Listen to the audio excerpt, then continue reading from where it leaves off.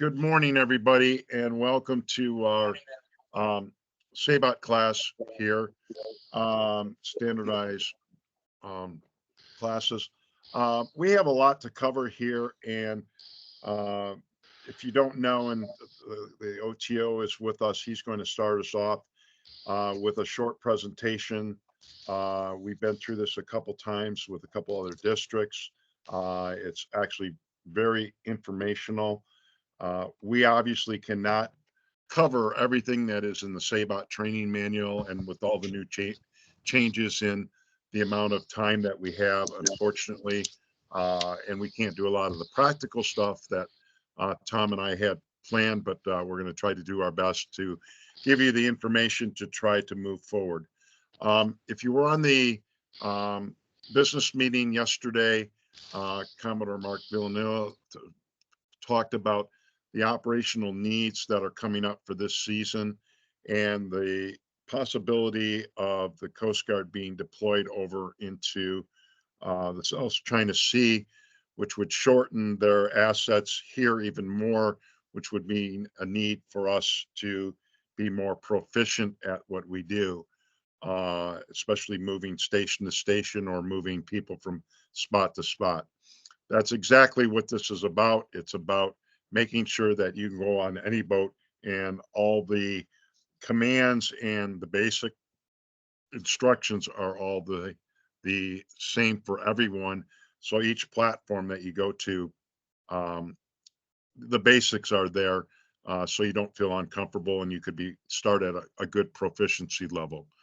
Admiral Papp said proficiency is the idea that you can do it without thinking. And that's what we want to do. We want to start with simple stuff like basic commands and towing. And we also know and are aware that commands can change from boat to boat based on boat layouts. They can change because of conditions, but we want to have a base for all this.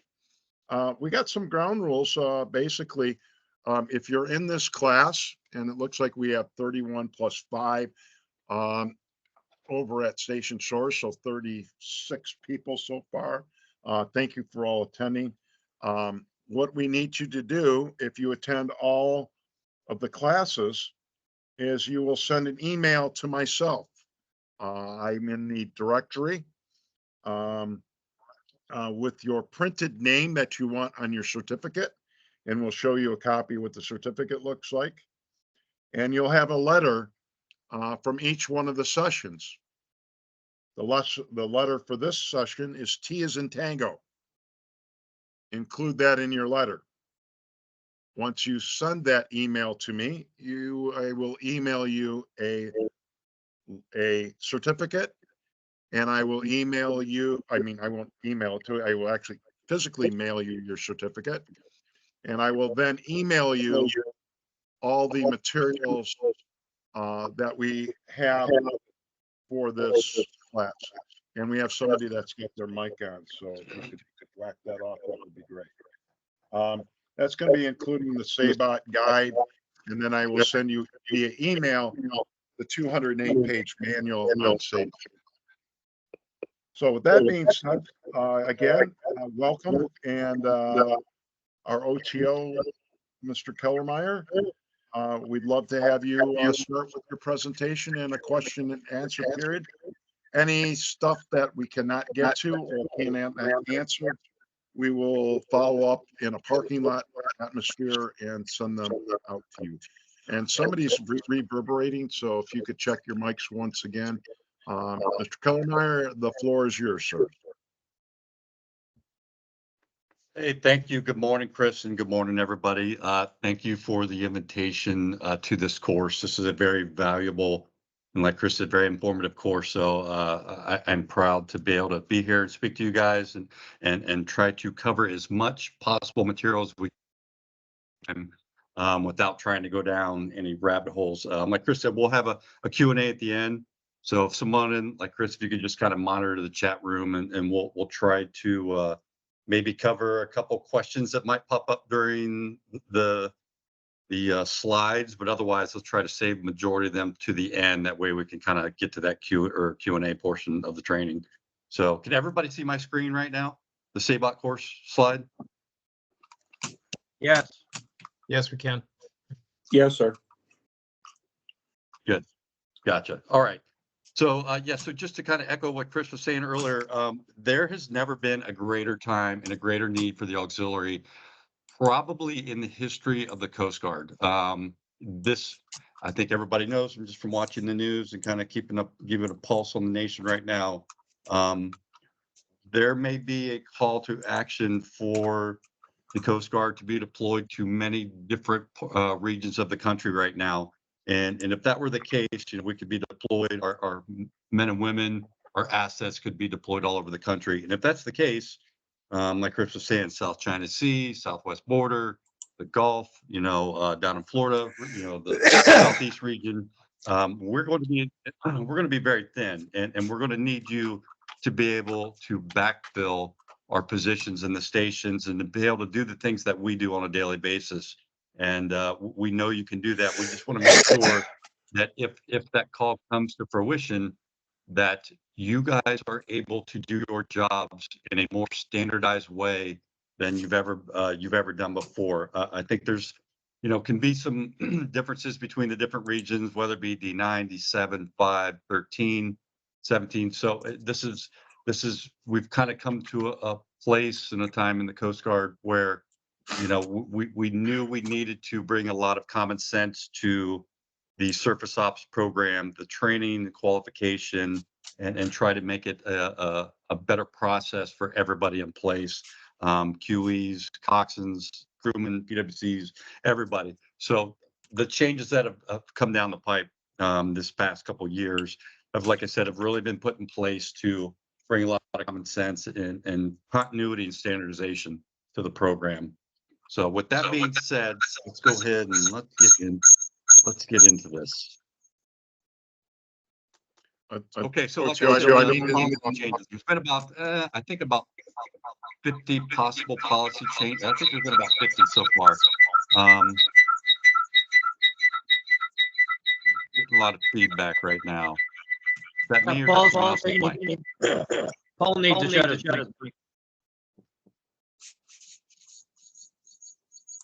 Okay. All right, let's keep moving on. So the policy changes made to service ops program are twofold. Like I said, it's to bring a more common sense approach to the certification process and make it a more valuable training environment that best suits the members now. Whereas before it was more suited, I think, just to the PQS. Now it's taking the member more into consideration and putting their needs and their training in a more centered highlight. So it also provides a service-wide training standard for both the certified members and trainees going through the certification process and the QEs conducting check rides. So moving forward, the benefit of the doubt is going to go to the member. We'll get into that a little bit later. So operational season 2024. As everybody knows, during COVID, we lost probably about a good 2 years worth of check rides, operational experience, getting out there in the water, getting our hours and our tasks completed. So we are starting to reach a bottleneck where we're going to have an overabundance of check rides that are going to start taking place between this year and next year. So if we can, and if we have members who are willing, if you could see if you can bump your check ride up a year early. It just puts you a year ahead of time and kind of spreads out that big, like I said, bottleneck that we've got coming up in terms of QE. Check rides are going to be required. Completed check ride paperwork. Everything must now go through the AQEC and route it up through the CQEC for a second review prior to getting a check ride and prior to your final check off from me and getting your certification into aux data. We'll jump into that a little bit more later.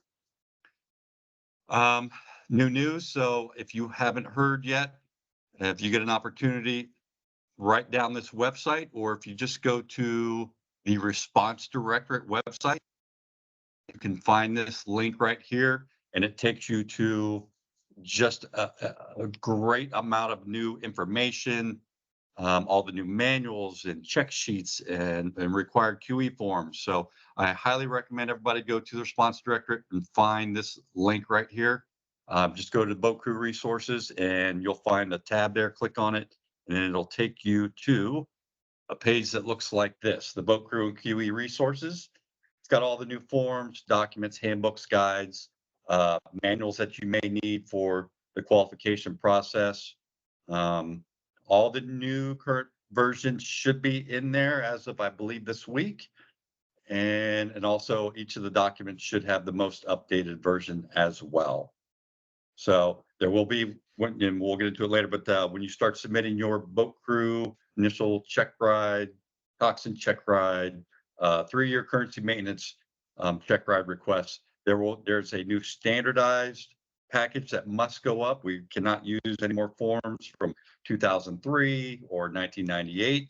Everything will be located in the standardized drill sheets, crew resources, and QE resources tabs right there. Moving forward, these are going to be the new standardized drill sheets across the board for everyone. Okay.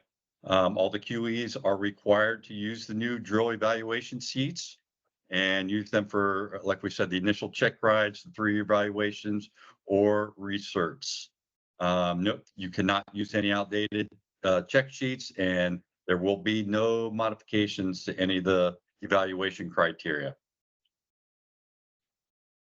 Okay, also in that green folder I showed you, the boat crew resources. Okay, this is where you will find the annual currency maintenance task tracker. So your day and night tasks for crew, toxin, PWO. Those will all be located there. The initial check sheets, QE request forms, the boat cram qualification letter, QE, and so on. It also, this is something new. I want everybody to kind of take a look at this. We've never had, everybody knows there's always been the study guides for the coxswain and the crew, but there was never an answer guide. So folks would, kind of try to look for the answers, couldn't find the answers, didn't necessarily know if it was the correct answers. So now with a lot of input and feedback from you guys out in the field, we came up with an answer guide, and feel free to use that answer guide during your certification process, qualification process. If you want every answer, line by line, have at it. But I don't think you're going to get out of the program what you need to be prepared for a check ride and to prepare you to go out there in the field and do the Coast Guard's work. So, but those answer guides are there, so use those. Also, you'll find down here at the bottom, the PLB monthly tracking record. This is the big one. We've talked about a culture of safety for the last couple of years since COVID and since all the mishaps that have been popping up across the country. So, in that discussion of culture of safety, we need to ensure that we are both physically and mentally fit, and then that we have all our PPE in line. It's been inspected. We've got all the gear we need, and we're doing our inspections as per the maintenance procedure cards. With that being said, the PLB monthly tracking record, everybody who has a PLB issued to them must have a copy of this PLB monthly tracking record. And so when you get your initial PLB issued to you, it was done, it had an initial buildup and inspection, then it was issued to you with your NOAA identification number, and it was put into aux data. Now you are required to do the monthly test to make sure that your battery is testing properly. And then you do your initial, come the spring here, say April, do your own monthly PLB tracking tests, and then you'll do your semi-annual probably there in October, wrapping up the year. And then that inspection should take you right back in through April. Okay, so that will be required as a part of your PLB or as a part of your PPE. And last but not least, those of you who have the inflatable PFDs, all right, and there's only one inflatable that is authorized, and it is the MD 3183, the version 34. If you have any other version or any other inflatable PFD, you need to turn it back in and get issued a new inflatable PFD if that's what you are using. So this is a one-time required inflatable PQS that you must do. And that inflatable PQS must be signed, turned into the IS to the IS, or your PPE manager can enter that into your PPE record. Any questions about the PLB monthly tracking record or the inflatable PQS? Those are two kind of new items moving forward. Okay, nothing heard. I want to keep moving. Jason, don't mean to There's interrupt you, also a but QE resource. can we have everybody turn off their cameras, please? So we get a better broadband so that there's no lag at all. And along with this, well, I got a second.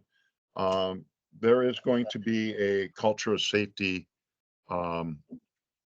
seminar right after this. We'll cover that after the OTO is done.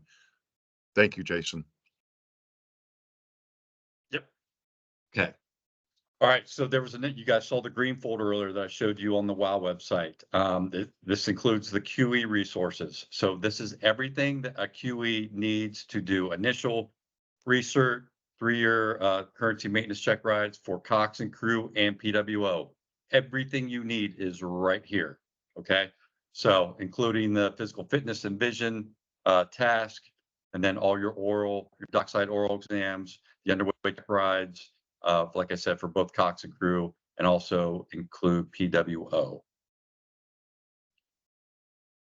All right. All of those forms on there are all fillable. So those will all be PDFs. So the QE requests, the QE, like I said, the QE request, initial certs, 3-year currency maintenance, all those forms are all fillable. So go in, fill them out on the site, and then you'll be able to print them, get your signature, scan them in, and then get your package to the AQEC for routing up the chain.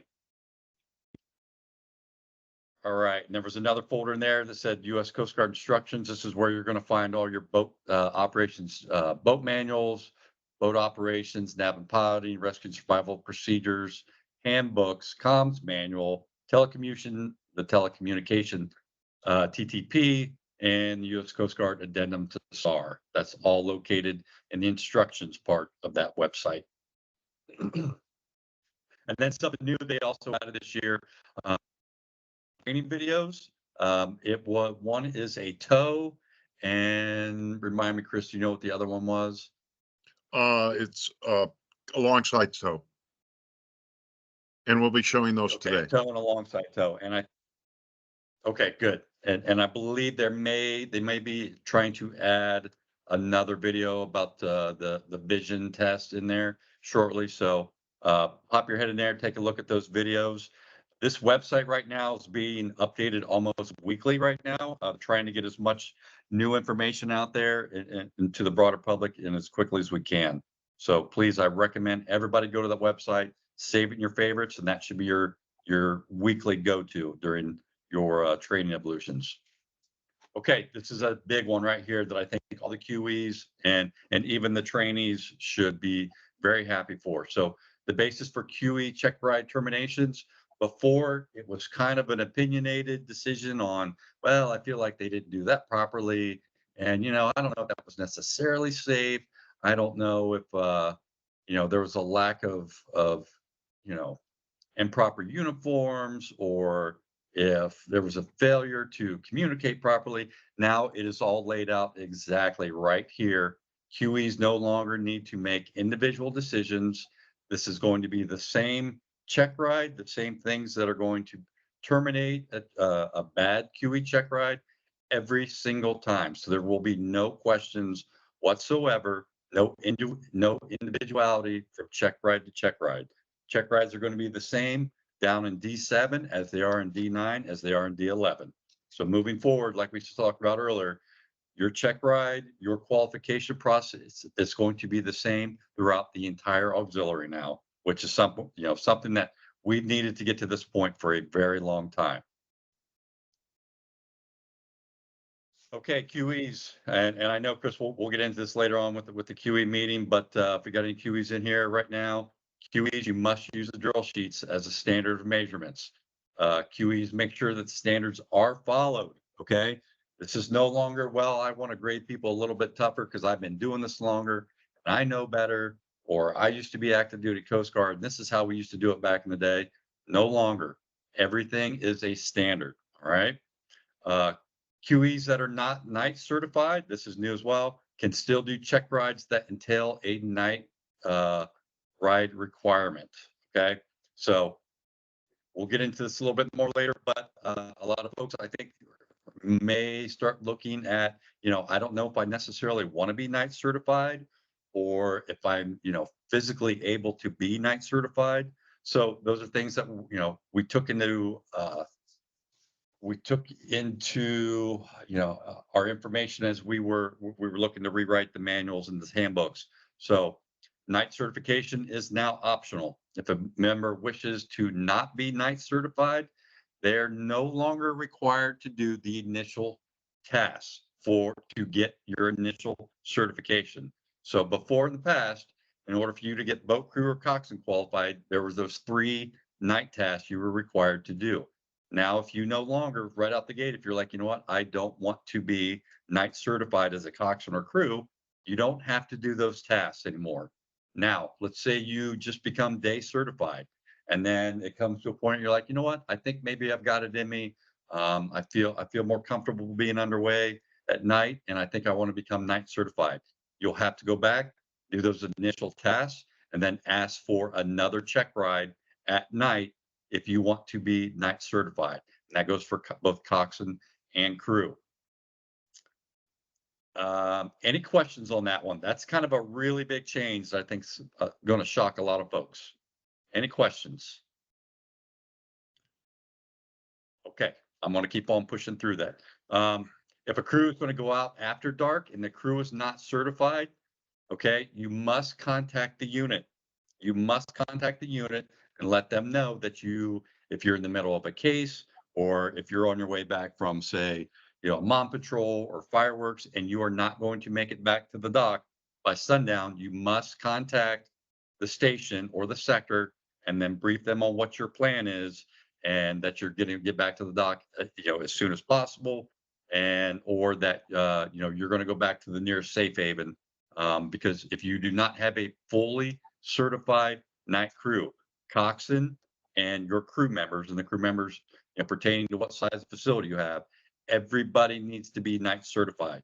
You cannot have one person that's not night certified on that crew. All right. Okay. Notes continue. Examinee's paperwork must be checked by the flotilla leadership before a check ride is scheduled.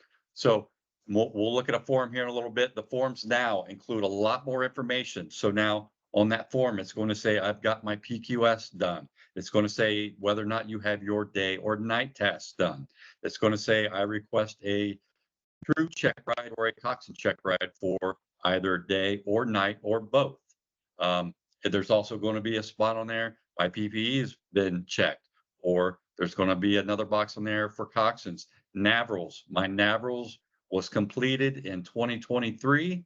And that way, what that does is kind of make a mental note for you that, hey, if my Navrals was completed in July of 2023, I know I've got till, July of 2028 to get that done. So when if your Navrals, you can't come back and say, well, I didn't realize it was coming back, and when you're taking your open book exam. So now that it's kind of a two-prong, sign off there, it both notifies you and the QE that everything that you need to have prior to your check ride is completed. So, and it's going to be checked by a number of folks prior to the AQEC assigning you a QE and a check ride date. QEs can wear the E-device on their boat crew ribbon. If a candidate fails and don't stop the check ride unless you feel like the candidate is just going to continue to fail or put the crew in any sort of danger. If you feel like an evolution was just kind of an anomaly, like, they started to do, let's just say, a Victor Sierra. In that first turn, they were supposed to turn to starboard and they accidentally started to turn to port because they were focused on something else. If they can say, hey, you know, sorry there, Mr. Stevens. I knew I should have turned to starboard. I wasn't thinking, would you mind if we reset the drill and start over? It's not an automatic failure. So like we said, the benefit of the doubt is going to go to the trainee now. We want to get folks qualified, and we don't want to make this a burden on them to have to, you know, take multiple check rides for simple, simple tasks that were just a small little error. Okay, we talked about the new handbooks. There's going to be no more lead, non-lead hours. There's 2 coxswains on the boat. They're both going to see the lead time credit, except when they're doing a tow. One person's got to be in command during that tow. All right. PWC operators. There's no longer a combo of being a crewman and 12 hours crewman and 6 hours as a PWC. It's now 12 hours as a crewman and 12 hours as a PWC operator. That is new. Let's see, no alcohol 12 hours before mentioned. I think that kind of goes without being said. No activity logs on any of your patrol orders. You put a patrol order in on June 1st, and then come July 15th, there are no activities in that patrol order, and it's just sitting there kind of dead in aux data. The system is automatically going to clear those orders out. Okay, so this is going to try to get you guys to get in. Once you get back, try to get your patrol order submitted within 7 days. All right. QE appointments are no longer limited to 3 years. So before in the past, Mr. Stevens would get become a new QE on January 1st, 2023, and it would go through 2026. And then I would discuss that with myself, Mr. Stevens, possibly Commodore. And then, we would make a determination whether or not we wanted to have Mr. Stevens back as a QE. So now, as long as I think as you're in good standing, we're not hearing any negatives coming from check rides. You're getting a lot of folks qualified, and you're doing your job, just being a good auxiliary. You're going to maintain your QE appointment until you feel no longer that even you could do it. So, any questions on that? That one's new as well. Okay. Just one question on the night. Just one question on the night qualifications. Sure. If we had a patrol underway, we need a minimum of 3 crew. We have 2 extra on there. They are not night certified. It is okay to have them though, because they could be obtaining their night certification on that patrol. That is correct. Yes. If you're going to get night certified and you're not currently, you're going to have to get your 2 hours underway. So yes, you would have to have your minimum crew who are all night certified. But like you said, you can't have those extra folks on board getting their, earning their night hours to earn their night certification. Good question. Okay, thank you, sir. Thank you. OTO, Okay. in addition to that question, would they be listed then as crew members up to a certain point, and then at dark they would become trainees, or would they be trainees for the entire mission? Yes. You know what? We're kind of delving into aux data now, portion of it, and whether or not those can be separated. That's a good question, Chris. If there's going to be a lot of firsts this year, and that's the first time I think I've heard that question, but I believe you are going to be able to separate it. Let me make a note of that, and I will get you an answer on that. Bosun? Sue Thurlow here. Yes. Yes, you can separate. Oh, perfect. You bet. You can separate your activities and those activity logs as many times as you want on a patrol. So it's when anything changes, somebody steps off the patrol, however that happens to work, you can stop the activity log that you were doing, start a new one with the new crew, less the person who stepped off, or change from non-lead to trainee, however you want to do that with those activity logs. Over. Thank you, Commodore. That's what I kind of thought, but I didn't want to put it out there and have the incorrect information. But thank you for adding that in there. Sure.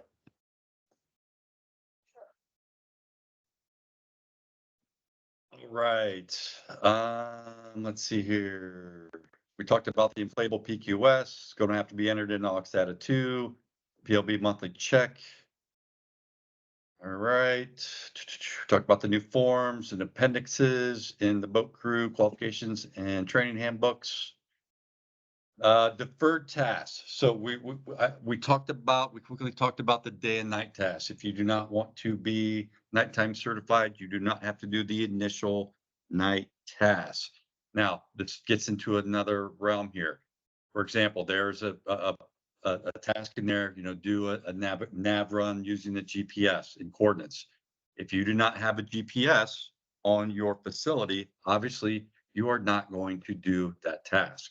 And if that's the case, make sure the mentor is signed, if you're going to defer that task, make sure that in the comments section, deferred task 7 tag 02, GPS, using GPS to conduct a navigation run, facility does not have a GPS on board. Okay. Make sure we are being very thorough with our comments on there. Any questions about that? Okay. Mishaps. I know Chris was talking about you're going to have a culture of safety block later on, so I'm not going to get into that portion of it right now. The other thing that we can talk about that's new and I'm kind of excited about, we were looking at the operational excellence program, and right now in Western, I believe one in Central, we had three operational excellence packages routed up to myself this past year, 2023. Started looking at those and started talking with BSX, and I'm like, hey, a lot of this stuff is outdated and the certificates are outdated. The stickers are outdated. We need to take a look at this program. So we did. And we found a lot of things that we thought could change and make the operational excellence program better for everyone, not just those who are out there getting 60 plus hours a year. We're making it better for everyone and give everyone the opportunity to earn this certification, earn this this badge, I guess, per se. So quickly, Operational Excellence Program provides Coast Guard auxiliary boat crews with an opportunity to highlight their proficiency and skills through a completion of a series of evaluated scenarios. All certified auxiliary boat crew members, coxswains, and crew members are eligible to complete for this award. The team can only earn the award one time per year, okay? The evaluation process doesn't have to be in a single event, in a single mission. It can happen over, a 2-3 patrol order period. If by chance you are underway and you're doing your operational excellence check ride and you get called off for SAR, you can still keep what you have done during that SAR case, but you cannot be out on a mom patrol. You cannot be out on a training patrol and doing your operational excellence check ride. Okay, everybody who completes the operational excellence program or earns the operational excellence program award will receive a letter of completion. You'll get the auxiliary operational excellence certificate. You'll earn an E-ribbon, and the coxswain will earn an E-decal. So I'm sure everybody's probably seen the E-decal before. Problem is with that decal, they were printing out 5 with 2021, 2022, 2023, and hardly anybody is putting themselves in for the Operational Excellence Award. So, here it is. We've got a bulk of these awards or these stickers that are years past. So now what they did is we came up with the new E, like you see on the side of Coast Guard ships, their battle E. So it's going to be a blue E, and then that will go to the coxswain. The coxswain will be allowed to display that E on the facility that the operational excellence recognition was earned. And then every operational excellence award earned on that platform after that initial year, you will get a line to put, or another bar to put underneath that e-decal. So that e-decal could possibly have 4 or 5 lines, underneath it, or bars underneath it to display the fact that that facility and that crew has been, has earned the operational excellence ribbon. So that's Sir, kind we of have a couple questions. delving too far into that program. Sure, go ahead. Okay, we've got one from, what is the code that we're going to be using for operational excellence patrols?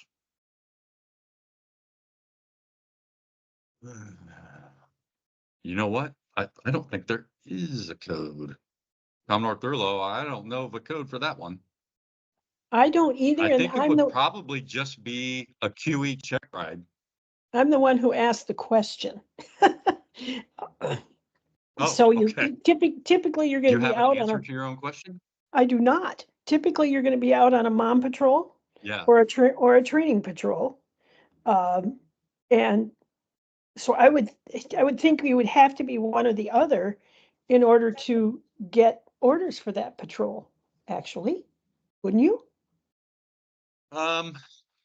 Well, see, like I said, this can't be a part of a mom patrol or a training patrol. So Right. it could be a 07 for the QE, right? Okay. And then for the crew, I don't know a I way. think we probably, yeah. Yeah. So that might need to be a new mission Yeah. code. Thank you.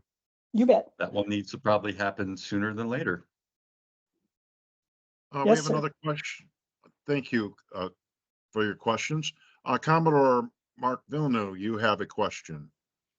Yes, Bosun, if Hey, there are Commodore. hey, how are you? Bosun, if there are 2 coxswains on that patrol earning that E ribbon, do they both get a decal? Or is it more for the facility? There should not be 2 coxswains. No, there should not be 2 coxswains on that patrol. Now, a coxswain can act as a crew, but that coxswain, since he is not operating as the coxswain, will not. You're not going to get. You don't want to put a coxswain on there with 3 other coxswains as crew, and then on that way, all 4, all 4 members earn the operational excellence. It's meant for a coxswain and appropriate crew members.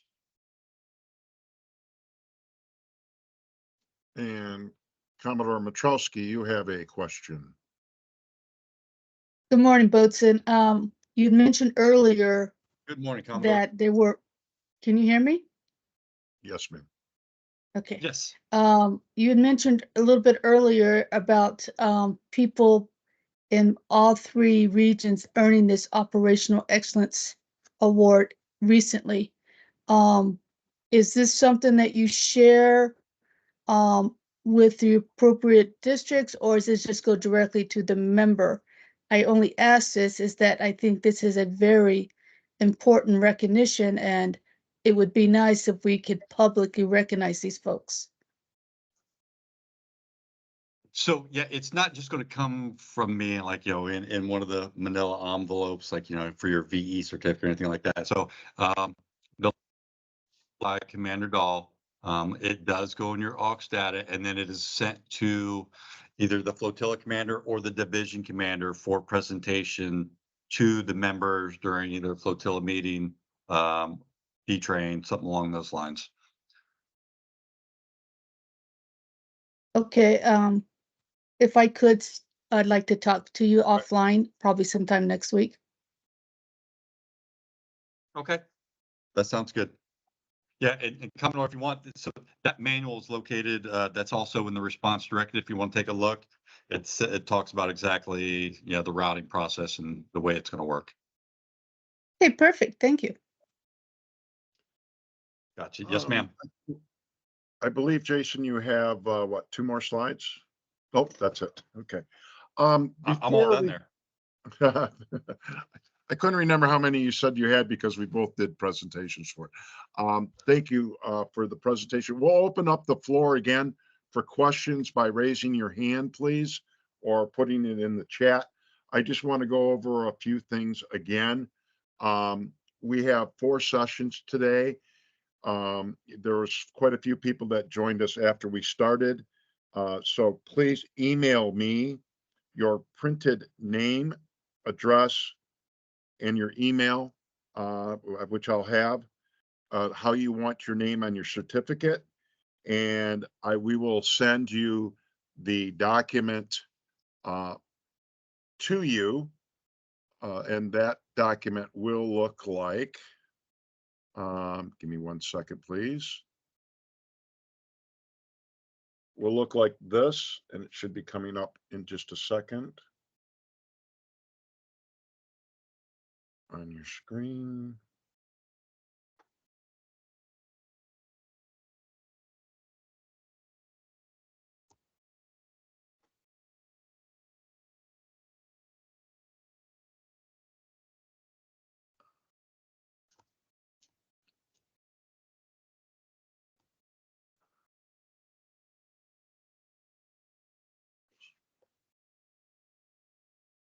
Yeah, I stopped sharing, Chris, so you should have control.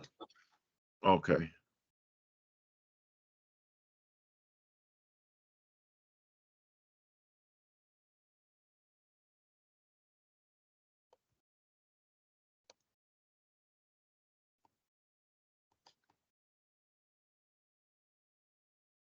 I'll bring it up on the next session. I can't pop it up right now. Anyway, it's a very nice document. We'll send that to you.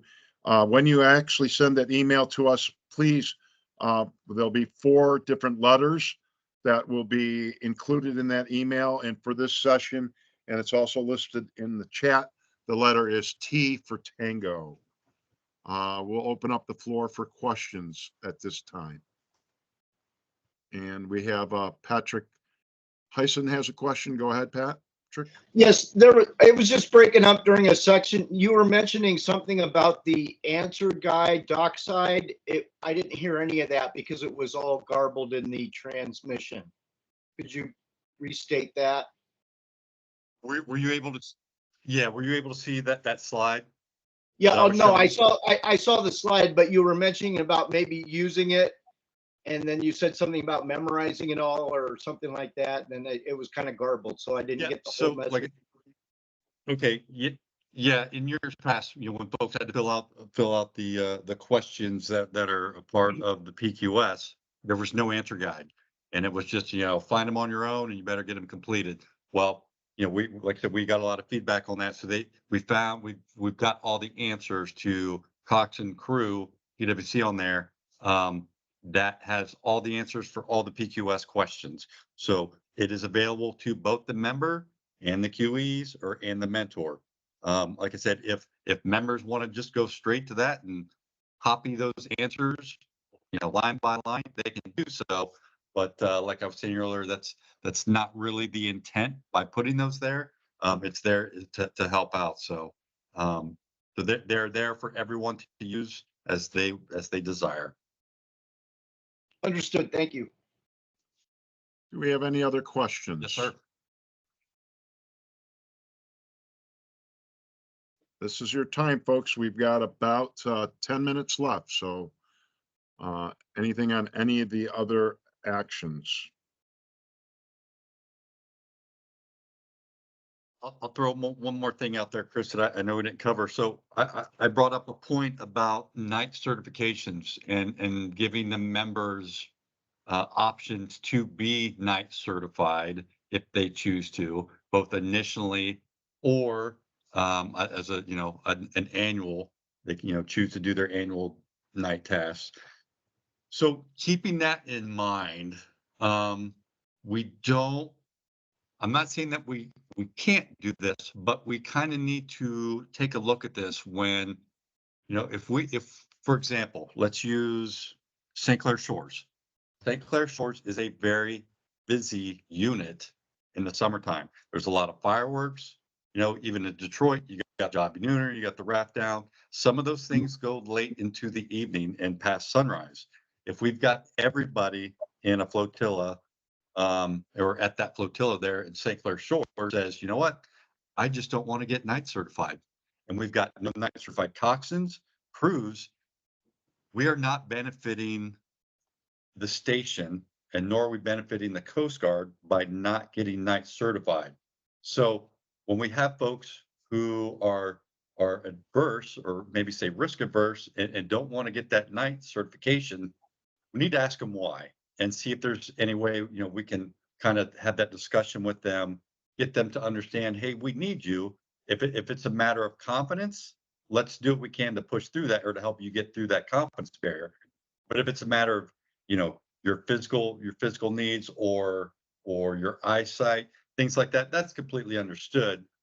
But we don't want to start having entire flotillas who just don't want to get underway in the, you know, past sunset.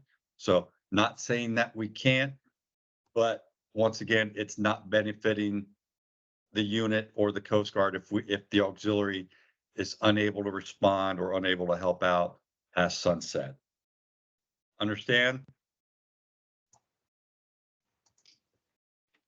That's something, like I said, flotilla commanders, division commanders, ops, you know, we need to kind of keep an eye on that and help folks guide them to that night certification if we can.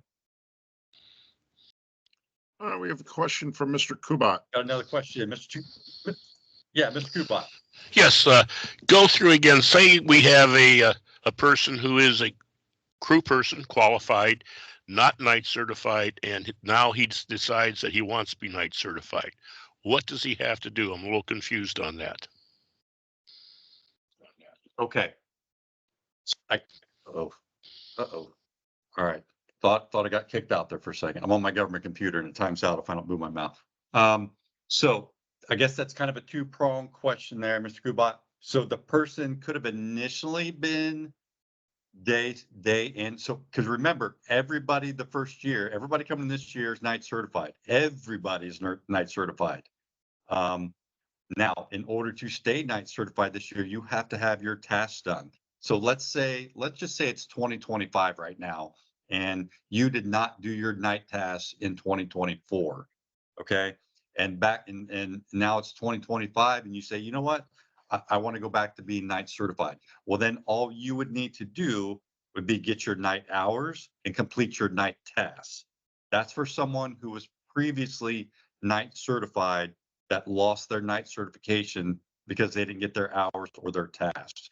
Now, for someone who was never night certified, okay, if they want to become night certified and they did not do those initial night tasks in the PQS, they would have to go back and do the night, be a part of a night nav and the tow and have their hours moving forward. And then those need to get turned into the DSO, the IS, and then they would have to be put into aux data. And then they would also need a night check ride.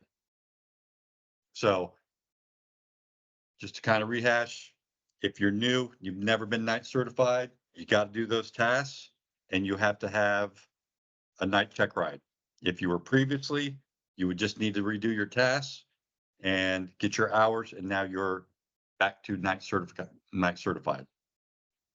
Did I explain that clear? Yes, you did. Thank you very much. Okay. Yeah, it really just comes down to the task, whether or not you did them already or you haven't. Commodore Thurlow, am I missing anything on that one? Nope, I think you've hit the nail on the head. One of the other biggest changes that, and the OTO mentioned it, is the mentor, the flotilla commander, the members, FSO MT and FSO OP and FSO IS are going to be an integral part of people that are getting requalified or making sure that the annual tasks are completed. And I'm sure Commodore Thurlow, if you wouldn't mind speaking a second on that process of getting the paperwork up to your office to get it entered. Sure. Very important. Thank you, Chris. When the crew member or coxswain completes the paperwork, so if they're obviously for day activities, day tasks, and then if they want to do night tasks, for night tasks as well, They complete the paperwork for what they intend to do, send it to their FSOIS, who takes a look at it, sends it up to the SOIS. The SOIS may enter it, or if there's any glitch or issue, it can always come up to the DSOIS, that'd be me. We have a report out there that shows, and I've shared it with Chris and Tom, that shows whose paperwork is complete. You can see what's complete for you on QE check rides, day tasks, night hours, and night tasks.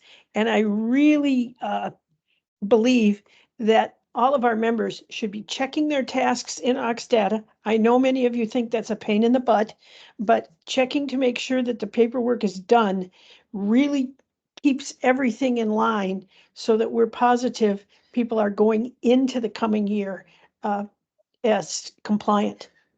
So it's do the paperwork, when complete, get it to your FSOIS. That individual sends it up to the SOIS. If you have an issue with your FSOIS, remember you can, after sending it, get it up the chain to your SO to ensure that it's in there. Over. And there it is. Thank you, Commodore.